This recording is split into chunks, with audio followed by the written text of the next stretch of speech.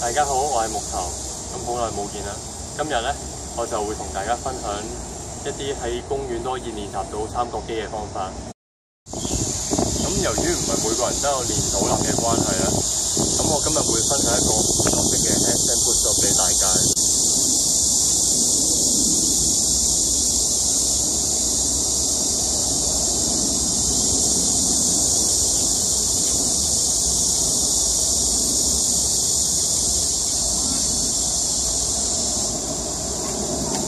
另外咧，呢一個動作咧有啲事項我哋需要注意嘅，就係咧我哋用力推嘅時候就會呼氣啦，咁放鬆嘅時候就會吸氣。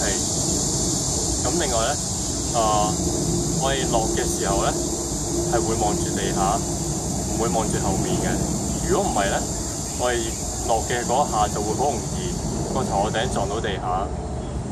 咁同埋咧，我哋手踭嘅角度咧，我哋好似做肩上推舉咁樣，向外就咁樣慢推上去就可以啦。同埋有樣嘢好重要，大家都要注意嘅，就係我哋上去嘅時候，寧願撐住地下慢慢上去，都千祈唔好對住牆壁或者條柱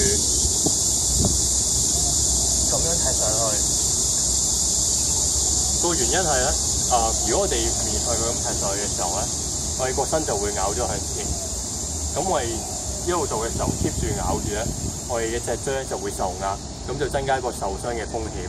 咁大家要注意。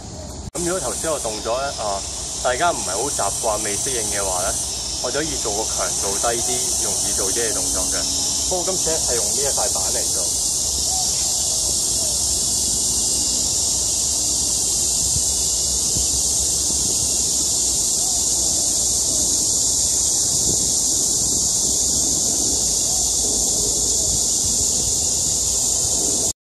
頭先咧嗰兩個動作都係可以練到前三角肌嘅，咁依家就分享一個可以練到後三角肌嘅動作。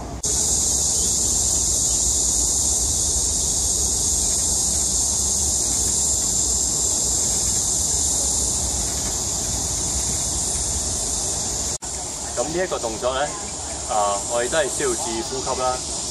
咁用力拉上去嘅時候咧，就呼氣。放鬆落翻嚟嘅時候就吸氣。咁另外咧，呢個動作咧，我哋係需要個身體咧同地面成一個水平。個角度咧要好似蛙船咁樣去鍛鍊我哋嘅後三角肌嘅。